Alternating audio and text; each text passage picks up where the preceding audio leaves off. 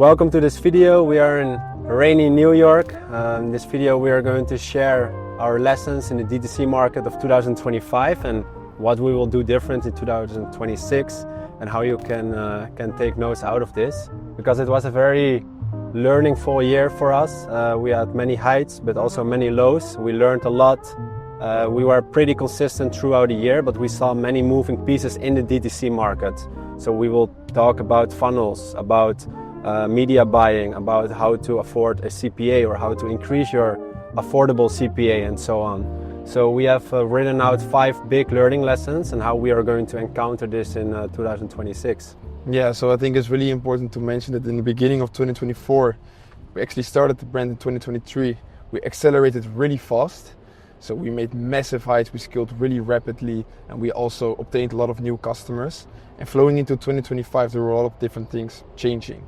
Within the business, within our team, within updates from the algorithms, we approached Omnichannel heavily. So within the 5 lessons, we're first of all going to talk a lot about cost per acquisition, because when you scale in the beginning your brand, you will always get a very low cost per acquisition because the algorithm starts targeting new people, you will obtain new customers this way, but along the way you will get more impressions, and this way your NCAC will rise, so your new cost per acquisition. So you need to approach it in a different way. And what we learned along the way is that you can focus like a lot on performance marketing, but what is really important to focus on as well is just hiring up your AOV, because it's more difficult to get better performance, better creatives consistently instead of just CRO testing, getting quick upsells of $10, $20, $30 and much more. So I think it's a big lesson for us to keep focusing on that. This comes of course as well with a great CRO specialist in-house, a better Shopify team, but also leveling up your product expansions, because the more you can offer within one single order, the more the revenue will be eventually from your advertisement. Yeah, and I think you can split it up by both like your upfront upsell right before the purchase and your post-purchase upsell. It's important to have them both in place. I think we are doing pretty well in the upfront upsell because we have increased our AOV by approximately $15 by having like accessories as an upsell before they make it. I think it's also important to mention we started listing them from our first product from $50, then to $60, and then eventually to $70, right? So we increased it throughout the period because we saw that CPAs were rising, and like back in the time we were not really A/B testing through intelligence. Like this year we did a lot through intelligence. We took out a lot of learningful lessons. But back in the time we just increased our price and we didn't see like any negative impact in our CRO. So that also allowed us in 2024 to scale very aggressive, right? Like we did like 95 million in the first year, which is pretty insane to imagine. And I think also important to mention is that every customer you're acquiring in the first year is most likely a new customer. But when you become bigger, when you are going to pass 9 figures, then it becomes more challenging to acquire new customers because the algorithms are going to focus and spend the money, allocate the money, where's the biggest leverage, and often that is at your returning customers. Back then we didn't have proper media buying exclusions, which we also started to do, I believe, mid-2025, so only a half a year ago. So 180-day purchases, full Klaviyo list exclusion, full Shopify list exclusion. So your creative testing campaigns becomes like purely acquisition. And that is important to have, because if you have your new customer metric, your affordable ROAS in place, then you know like how aggressive you can spend on the acquisition campaign. And then if you are able to become profitable on the first purchase and you have all your retention strategies in place, your post-purchase upsells, then you can become a very big brand, because you're going to outscale every other competitor out there. And if you are able to afford a higher CPA than your competitors, then there is like unlimited potential. Yeah, eventually it's a CPA game. Like we want to talk a little bit more about Omnichannel and Attribution in a bit, because there's a lot of good findings that we had as well in Triple Wheel, which we will share. But I think it's first important to talk a little bit more about the upsells that Jay encountered. So what you can do in terms of upsells, like first of all, on the product page itself, you can already insist people that there are upsells available. So let's say if you sell clothing, you can already showcase different kind of sweaters, jeans, etc. on the product page itself. Then of course you have the cart page. Within the cart page, you can have also different kind of products you can showcase. You can also have dynamic upsells. So the products that they clicked on when they scroll to the website, you can showcase them again in the cart page when they're about to go to the checkout. Then within the checkout itself, you have different kinds of upsells. We use, by the way, after sell for all our upsell processes because it's really easy to A/B test text, colors, timers, and much more. But within the checkout as well, you can give different kind of upsells. So it's not needed to integrate intelligence for that specific part, right? So checkout, you can A/B test already in the Shopify exactly, app. But this, exactly. But this is, it depends because in some Shopify teams you can also do A/B test. But intelligence is more for product pricing test on the product page, the title test, and also the image test. But besides that, so you have the checkout upsells as well. You also have, of course, the one-click upsells, and this is for people who are buying through a credit card. You can have an upsell, of a one-click upsell pop up when they made the purchase, and they can say like, yes, I want this product for 10% discount with just one click. Then you can have like another upsell in there if they agreed, another upsell after if they agreed again, and you have, of course, the downsells as well. What is really important to do for this order is when you have a one-click upsell, you need to showcase it from expensive, less expensive than the cheapest, because otherwise people will not buy, let's say, a $20 product and then you will upsell them again with a $60 product, because then it feels like it's an X3 in terms of pricing. But what if you buy a product for $100, you upsell them with a $50 upsell, then you do a $25 and then a $10 at the end. And this is how you can structurize the flow to eventually maximize the output and the total items that they will have within their cart. Then the last one that you have is also on the thank you page. So on the thank you page, you can also have offers available when you have the order confirmation, like, hey, thanks for your order, this is your address. Here you have another product that you could potentially buy for a limited time. So those are the processes that you can do. This is all purely for Shopify websites. So I'm not talking about Checkout Champ, Funnelish, because there are plenty of other options available within there, which I will not talk about in this video. But these are the ones specifically for Shopify. Yeah, and for example, if you have a brand and you're in a fashion niche, then it's very easy to showcase complementary products, right? But if you, for example, running a supplement brand and you have only a single SKU, then your post-purchase upsell might look different. You might have like a bundle in place or even a subscription model in place. So also really, research what is relevant to your brand and apply that and learn from customers through Reddit, Amazon reviews, sending out surveys, do community building. For example, we do have a community where we take out a lot of information of, like especially when it comes to product expansion, where we have to focus on. For example, our customers mentioned many times this year that our Shopify store is lacking and slow, and people, it's like basically not a very great customer experience because certain things are not very logic if you're on the store. So based out of this information, mid-December we are going to launch a new Shopify store. So very excited about that. But obviously that's a huge migration risk, but we're going to encounter that. We already tried it 2 years ago, I believe, 1.5 years ago to launch. But you also need to let it run for a couple of days because the algorithm, of course, needs to adjust to it and needs to learn from it. Yeah, and ideally you A/B test it, but we have such a complex team right now that we can't A/B test it, unfortunately. So we just have to take the risk. But when it comes to like all the tracking codes in the backend from all the advertisement platforms, it might shock the algorithms, right? And therefore, for a couple of days, the performance can be down.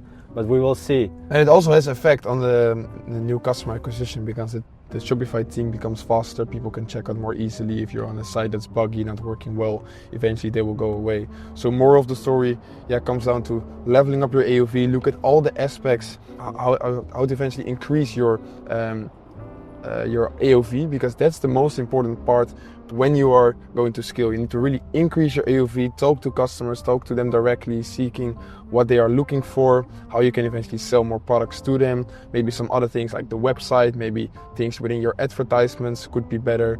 That is a really important aspect to focus on, instead of just trying to find that new winning creative over and over again in order to decrease your cost per acquisition.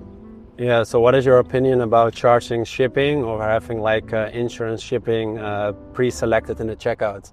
Because like almost every DTC brand out there does have it nowadays. Yeah, so even really big brands have it. So first of all, my opinion about shipping, I think shipping is a really good way in order to increase the AOV. Let's say you charge shipping when you have a $75 or above AOV, or $100, doesn't really matter. This really triggers a person to get more within their cart.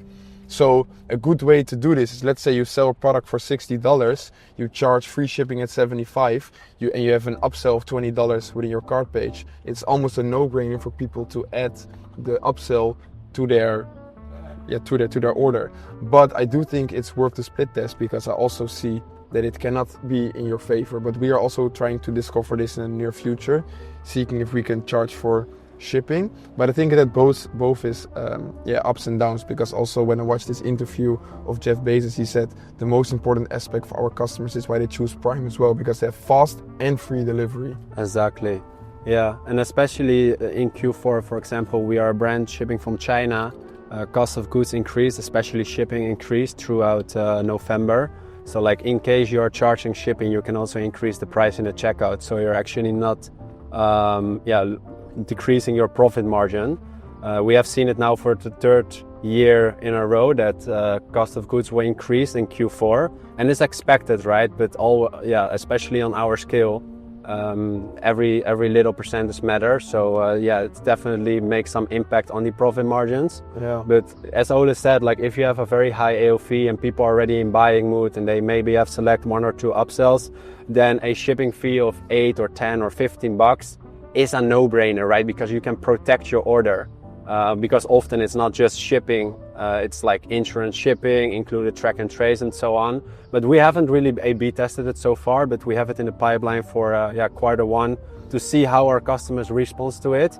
Because like if we have like a huge take rate and people are completely fine to protect their order and having even faster shipping line, we can afford a higher CPA, and then the circle is round, right? Because we can outcompete our competitors, because our customers select the shipping fee. Yeah. All right, I think we can hop to the second learning lesson of 2025. Yeah, that is Omnichannel. So we were heavily on Omnichannel as of the moment, and also from the beginning.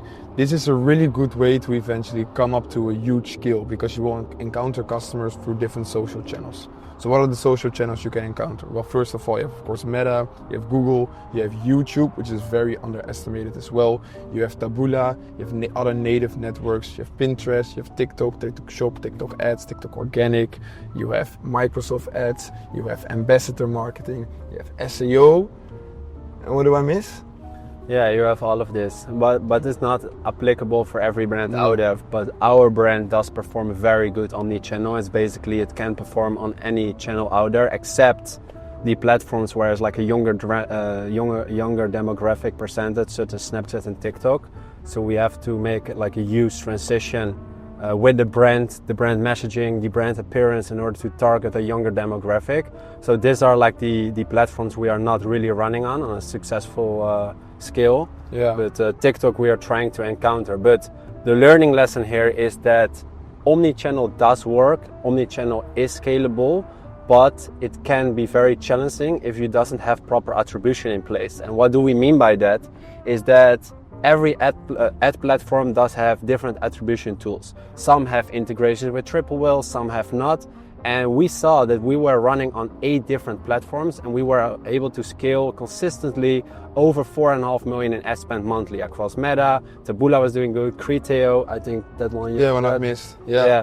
So we had all these platforms, and if we are looking from a media buying perspective, we are analyzing and scaling based on a certain attribution window. But for example, Meta does support a 7-day attribution window, but Taboola doesn't support, only a 28 attribution window. So if we have target ROAS in place... What does it mean, an attribution window? An attribution window is basically like if a customer come across your ad today, but purchases maybe in 2 weeks, it doesn't count in the 7-day attribution window. But when it clicks on your ad today and it got converted tomorrow, it will count in the 7-day attribution window. So that means if you're analyzing on a 28-day attribution window or even lifetime, your ROAS will be way higher, right? In comparison to a 7-day so attribution you have over-tracking within your ad platforms. And within Meta itself, you cannot really disclose it, so you really need to focus on attribution platforms like Nordbeam, Triple Whale.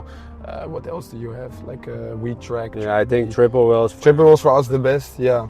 So what did we do in order to fix this? Because first of all, this becomes a huge problem if you keep looking in data, in platform data. So for example, if you keep looking within Meta itself, and specifically to the ROAS, cost per add to cart, cost per checkout. I'm not talking about hard metrics like CPC, CPM, CTR, because those soft metrics you can still look within the platforms itself. But I'm really talking about ROAS and the ones like cost per acquisition, because those are eventually leading in order to scale it.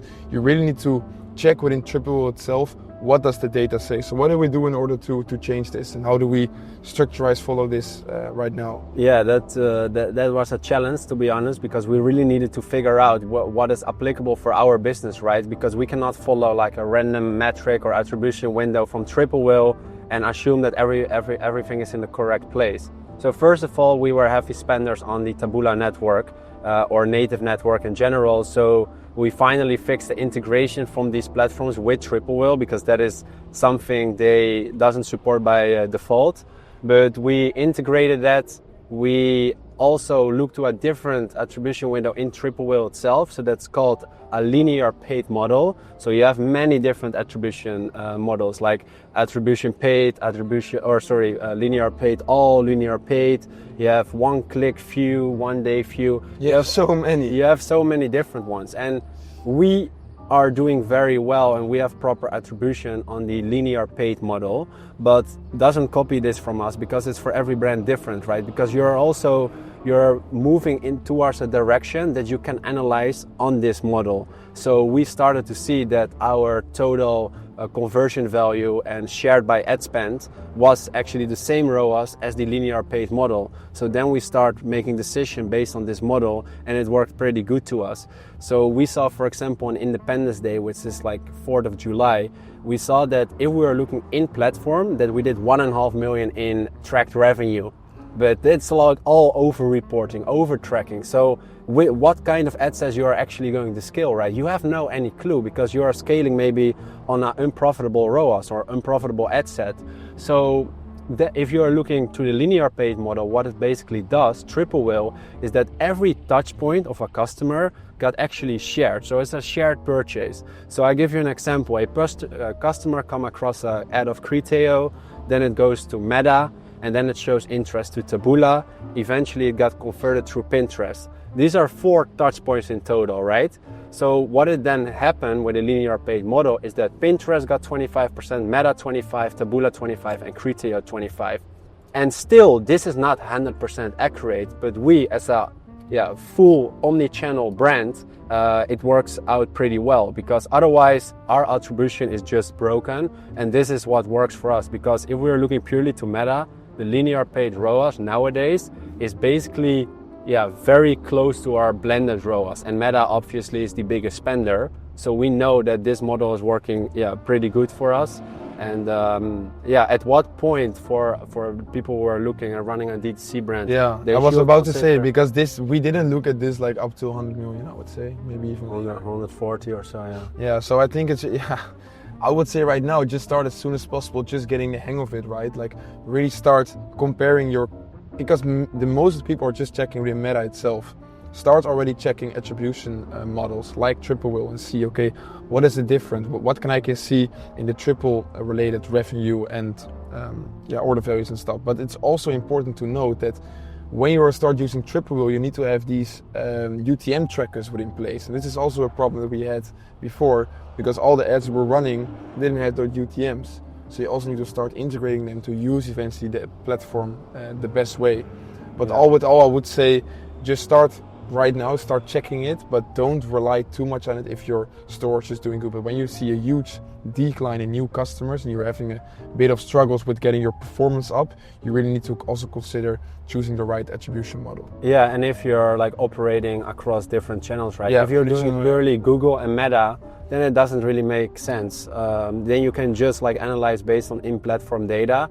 And another example is that a good friend we do know, he basically run different offers on different channels. So what you can do is that you can basically see what is the performance and attributed revenue of a specific offer and what is the ad spend, and you know the exact data. But in our case, we are running the same product, the same collection across all these different platforms, so we didn't have any clue. And aside of that, we're also a brand which relies heavily on retention, because our customers love our products and they come back over and over again, which means that in some months we have even a 50-50 split. So that also counts in your into your tracked revenue, and therefore you are actually scaling on a way lower new customer ROAS, right? Because let's say you are doing 100K a day and you are spending 50K, that is a ROAS of 2, but only 50% are actually new customers. That means that you are doing $50,000 in new customer revenue, so you are doing a ROAS of 1 on new customers. But you need to have this clear in chart, and that is something we didn't have before, and we do have nowadays. So scaling becomes more easy, I would say. Yeah. But yeah, big credits to our media buyer. He brought in a lot of knowledge. Definitely. We weren't able to get the numbers right ourselves. Exactly. So I think it's also the right moment to hop into the third point, which is pre-lenders. And pre-lenders is also a really important aspect of our business. So people who don't know what pre-lenders are, this is like a page, they come up before they go to the product page. So it can be a listicle, which is typically a top 5 or top 10 reasons. It can be a quiz, it can be a personal story, it can be an advertorial. It are pages to eventually educate the customers why they have a certain problem and how they can fix it, and also explain the root cause and much more. So what is really important to understand about pre-lenders, it's really good to target people who are not solution aware already of your product or product aware.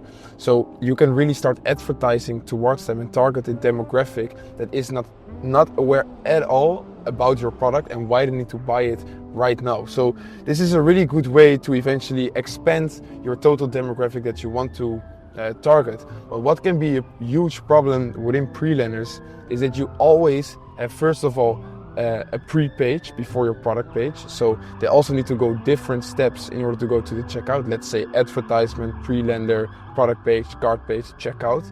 And also eventually sometimes the tracking can be really bad on certain pre-lenders. In the beginning we used different kinds of softwares. We used Funnelish, then we used Webflow, and now we are using Replo, and eventually we are going to use only headless funnels.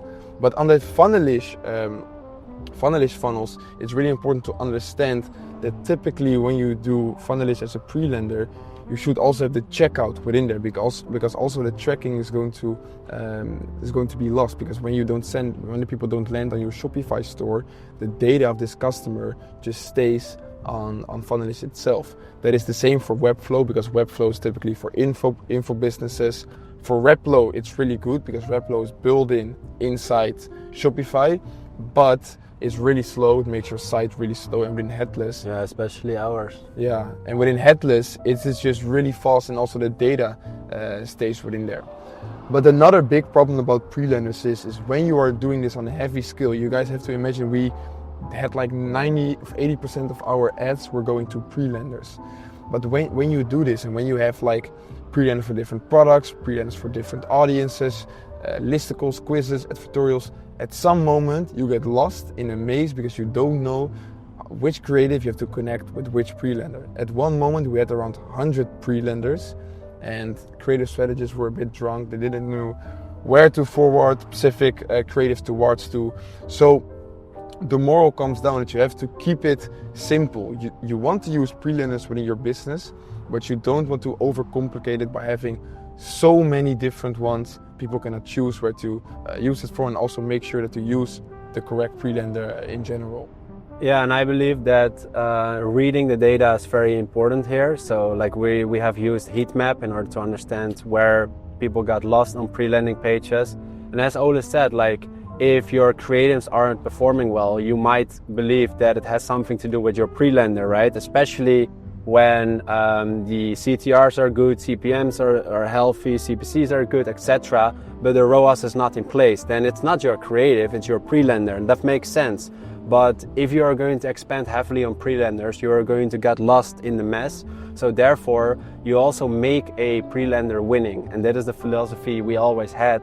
And that went a little bit wrong earlier this year because we expanded to many different angles and we always wanted to make the funnel complete. So which means that how we approach our customer on the creative side, we want to make sure this aligns with a pre-lender. So if you are targeting a specific angle, the pre-lender also need to align and targeting this specific angle. But later on we started to become more broad, so we had more listicles in place, top 5, top 10 reasons. So you're actually approaching to a wider demographic, so you can basically connect this pre-landing page to multiple angles at the same time. Yeah, because we also have, for example, then when you sent a great ad to a certain pre-lender, it didn't work, but then when we redirected it to another pre-lender, it did work. And this leaves you in a situation where you sometimes don't know where to forward the pre-lender towards to. But I'm not here to talk bad about pre-lenders because it really made our brand succeed, because people needed to be educated about the problems that they have and how our products can solve it. But it's just really important to have systems in place for your pre-lenders. Don't overcomplicate it. Have, let's say, 5 pre-lenders max, and also make sure they are broad so you can send them to different creatives to different kind of pre-lenders, and make sure that you have your A/B testing in place in a correct way. So that, let's say, you have one control group as a URL, and you can send from that control group different creatives to different kind of pre-lenders to test which one is working the best for this one specifically. Yeah, there's no right answer, right? For every brand applies different rules that we have seen in our case as well. What does work for us is having more of a rotating system, where Ole already said you have the control group, and in case you want to expand to a new pre-lender, you are going to A/B test the new landing page against the control group. And if it outperforms, you can make this new pre-lender, you can make the control group, right? So you can direct new creatives towards this landing page. But it's a very complicated operation, guys. We are invested in brands as well where we don't work with pre-landing pages. And honestly, it makes everything way more really easy. Very scalable. But yeah, if you are a problem-solving brand, a direct response brand, especially within supplements and health and everything, then pre-landing pages are just very efficient, and you need to have them in place in order to break the barrier. But you can also, let's say, use a pre-landing on the collection page. So for example, you can build a collection page on your Shopify store that's also educational. So you can talk about specific problems that your product solves, what kind of features it has. And it doesn't always need to be on a pre-lender itself, but it's definitely really good to leverage it. As we said, make sure it's built on the right software. Make sure you don't overcomplicate it with too many pre-lenders. Also, just make sure you have like systems in place eventually to leverage it the best way as possible. And try to squeeze also certain pre-lenders and audiences before moving to the next one already, while the first one you made, you didn't actually test very properly. Yeah, so I think a summary of this lesson in 2025 is that there is no good or bad in this case, but you need to think about your funnel strategy and how you're going to approach that. And again, what applies for us doesn't apply for you. Every brand is different, every funnels are different. Some brands can scale the hell out on just one simple listicle.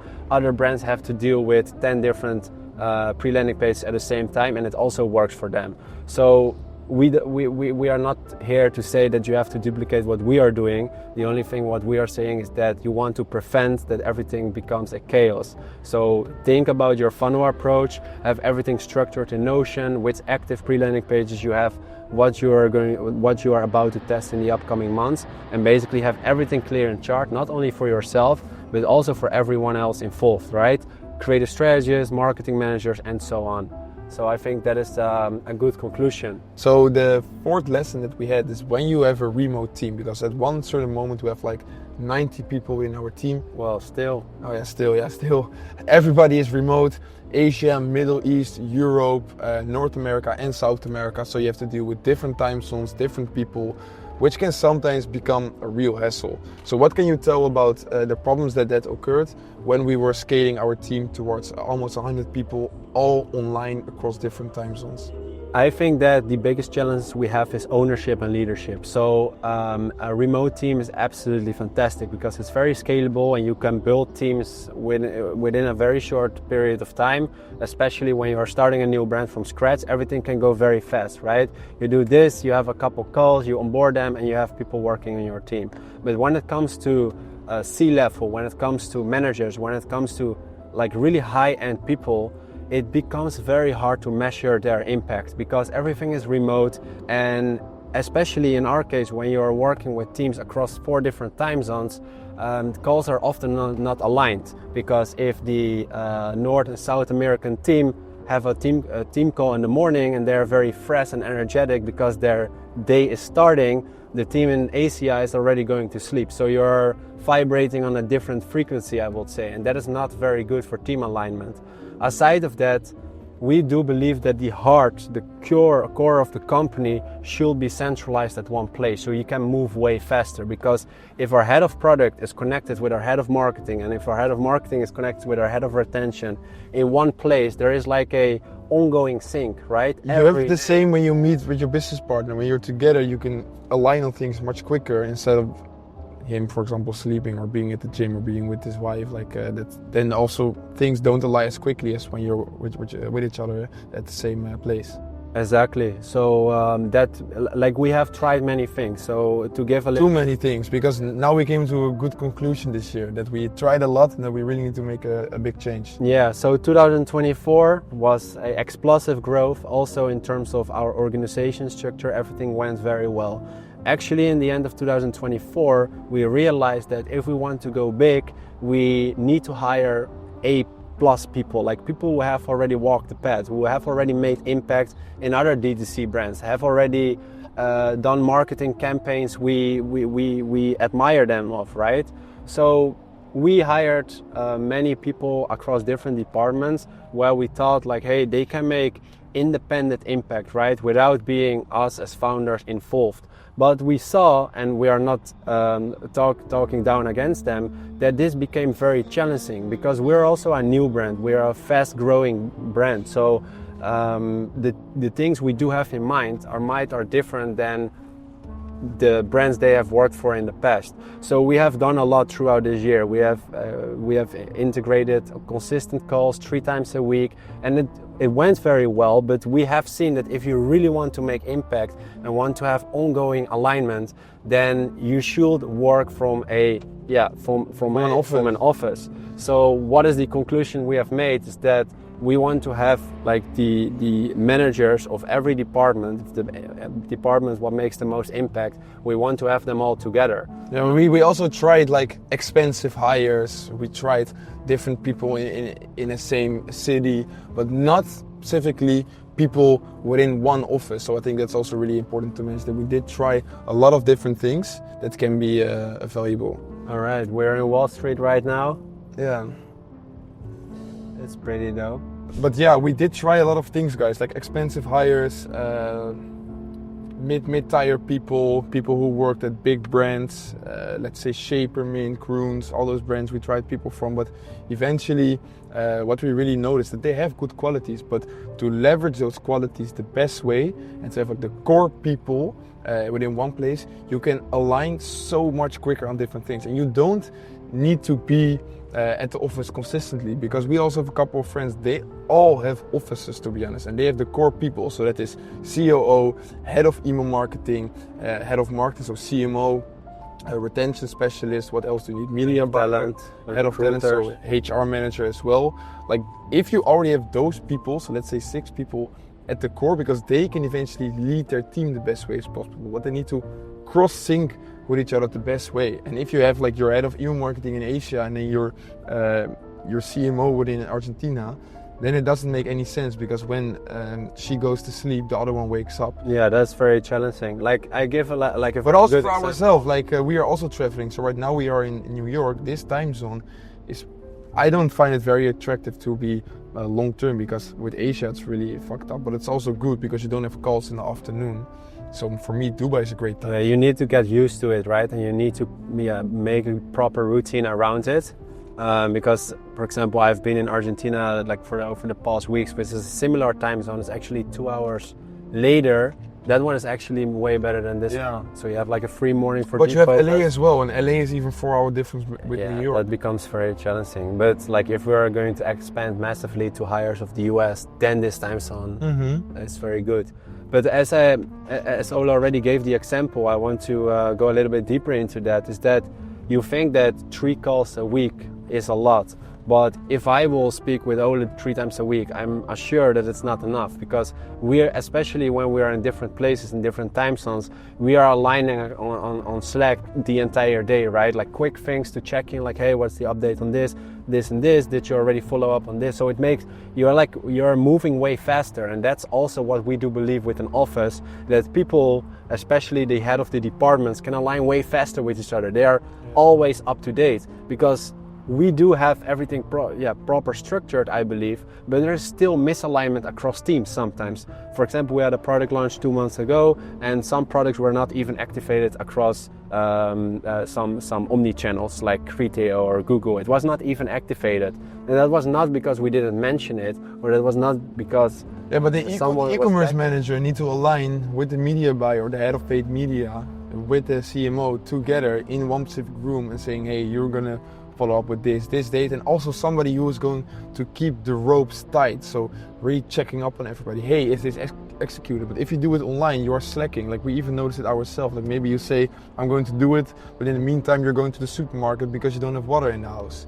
Yeah, that's a real thing. Yeah, that are things that are happening with a remote business. And then from a long-term perspective, which is not really the reason why we choose to expand to a physical office, but it's also it's very good for a potential exit, right? If you have teams across different offices, because then potential investors can really see that there's like a proper foundation, and not like if there's something happened that people are walking away or anything like that. So from a valuation perspective, it's also very beneficial.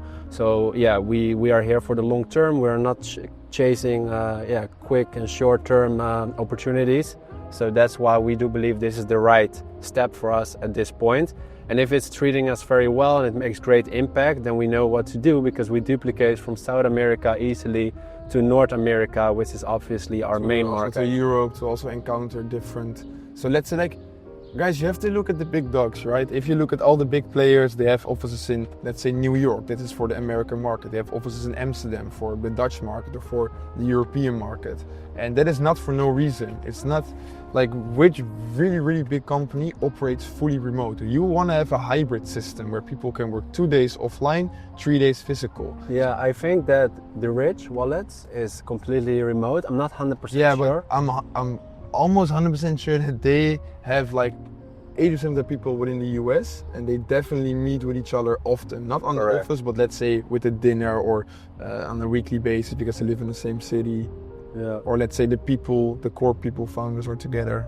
Yeah, sometimes I have this limiting belief of, oh man, we should have done it earlier. But then I realized like the brand only exists for 2 years in the United States market, or a little bit longer than 2 years. We just got our anniversary, but I think that you won't start physical, right? You want to start remote. Yeah, unless you have a lot of capital, but not a lot of people have that. You want to scale rapidly, you want to grow rapidly, and then it's the right time to expand to a physical office. And not like for the half of the company, like just like maybe 10, 15, 20% maximum have like presented on a physical place, and the rest of that's working remotely. Yeah. All right, I think we can go to the last one. And the last one is not that big, but I think it's something that we need to work on because it eventually has effect on your cost per acquisition, and also has effect on your marketing and also on your team structure. And the brand appearance in general, right? How people are going to relate to your brand. Exactly, and that is creators within your brand. So creators can be used for different types of operations within your business. first of all, you have different kind of creators. You have people who are just content creators, you have influencers, you have ambassadors, and you have just, let's say, normal people. But the problem that we encountered within our business is we didn't have like a tight creator pipeline and like creative system, and in terms of overall community within our specific brand. Yeah, and they weren't unique, so like competitors duplicated our creators because we took them from the well-known platforms. Yeah, so well-known platforms like Fiverr, Upwork, let's say Instagram, but then the typical ones. So how did it result within our business? Like what kind of problems did it occur? Well, first of all, that our creative team, they face challenges when it comes to quality. They face challenges when it comes to delivery time, speed, and also to have like a very wide range of different shots and B-rolls and footages, right? Because some creators were quite limited, and this is like an ongoing problem we faced throughout the year. And I believe that the marketing team have a very proper response to it right now, where we are going to hire creators on retainer. So we first validate them. We see like, hey, how does our customers respond to it, both from a acquisition and a retention perspective. And then if they are like proven, they are validated, then we are onboarding them on retainer. And then we have like proper agreements in place. So what does that mean? Is that if a creator is working for us on retainer, then we have like a certain delivery time. So if we request new content, we have like within 48 or 72 hours, we have a certain amount of footages every month what we got delivered. So that's included in retainer. And what more? Yeah, well, I think it's really important that we also have like a dedicated content coordinator just purely for paid media. Because you have to divide it by yeah, because eventually like you have these creators, like we said, we have people for the socials, right? So we have a couple of content creators for our Instagram and for our community, but those are not really good for paid marketing, because you really need people who have really great communication that can speak to an audience and they can convince an audience to eventually buy. So those you need to separate. For the rest, we also have a lot of people, ambassadors or influencers who are promoting our brand with a combined post, so a linked post where you can see like your brand with this creator. But those are sometimes people who can speak great about the brand, but not in a convincing or educational way, more like in a nice way to watch it, so it's good for the overall brand appearance. So you really need to make a segmentation within here, that you have dedicated content creators for paid marketing and also dedicated content coordinator who's going to streamline this specific operation. So I have one specific for ambassadors, one specific for store operations, one specific for social media, and one specific for paid media. Because that is the mistake that we made. We had one content coordinator for 4 different channels, and this became like a zigzag, and people were like, yeah, this content creator has the product but it's not good, but we need it for this product right now, and this one can deliver the fastest way as possible. So and when it comes to new collections we are launching, it's a very complicated or big operation, right? Because we need to have, first of all, studio images, then we need to have like a lot of social proof which we can directly leverage in testimonials, UGC, in ads, B-rolls, UGC, and then you need to divide it by both acquisition, so for ads. So yeah, that is something you want to divide. So we are going to have like a head of content purely focused on paid media. Then we have like a head of content across like our store material, so what we're going to leverage on the stores. Here's, by the way, the bull from Wall Street. Very impressive, because I know this from the movies. Yeah, I think those were 5 big learning lessons, and we know what it requires in order to turn this out in a good strength of us. Definitely, it's really good that you make these mistakes, because you eventually learn from them, you make them better, you can discuss it with your friends who are also doing business, because it's not typical. The problems you see also across other brands, it's not that they are particularly only for us. So you can brainstorm with other people around you and seeking for possibilities, and it also gives a lot of perspective, right? If there's a lot of problems occurring in the business and things are not going the right way, but you're still doing decent, that gives the view of if this is being solved, it gives a huge leverage and a huge opportunity to grow even more to even bigger numbers with better teams, physical teams, better creators, better omnichannel approach, better attribution, better cost per acquisition, and much more. It's not the main topic of this video, but there were many wins this year as well. We still experienced growth compared to last year. We didn't hit the targets, but they were very ambitious. But next year we have some very proper targets in place across the different brands we do have. So, but also the targets that we set last year were good, but right now the targets we're going to set are much more, I wouldn't say straightforward, but they align much more on where we want to go to. They make sense. They make way more sense. Like you can focus a lot on revenue and on profit, of course, which is important. But the lessons that we got from this year, besides just the 5 that we encountered, is we analyzed so many different brands, what they are doing. Because you see, like in my opinion, you see one brand popping up doing 50 million, another brand doing 100 million. It's not even crazy anymore if you do like 100 million in the first year. I see a lot of brands doing it, but I can really see a correlation between each other, like what they are doing correctly, and also the brands that stay consistent. And also if you look at some bigger brands, like what they are doing and what are they implementing.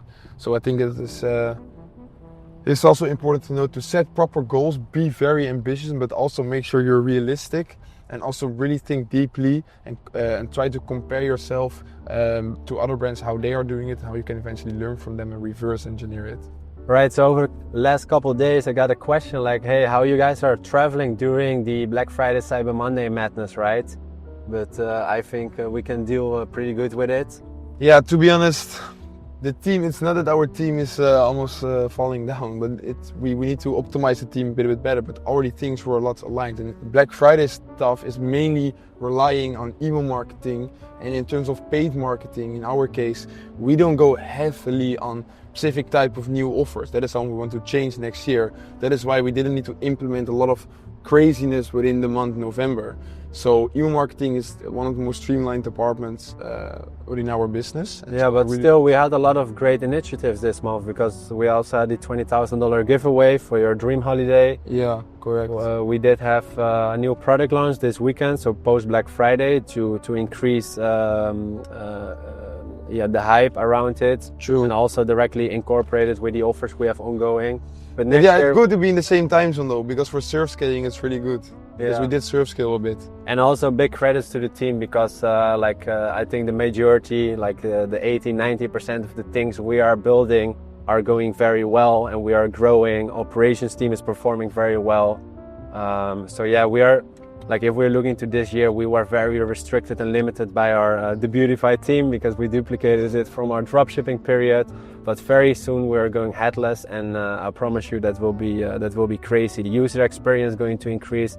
We are uncopyable, and we're going to make impact within our category. So guys, we have another video that we did in the summer.